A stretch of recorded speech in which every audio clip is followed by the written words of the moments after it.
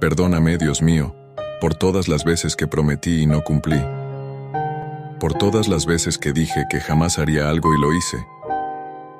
Perdóname por las muchas veces que cerré los ojos ante ti y te negué con mis actitudes. Perdóname por todas las veces que te dejé como segunda opción, o que mis deseos vinieran antes que tus voluntades. Perdóname por mi orgullo, o cuando dejé de servirte por miedo. Perdóname por todas las veces que miré hacia atrás y flaqueé, aún sabiendo que estabas conmigo. Señor, protégeme y protege a aquellos que amo. No permitas que la maldad llegue hasta nosotros. Concede paz, esperanza y fortaleza en todo momento, Señor. Señor, por favor, líbranos de todo mal. Amén.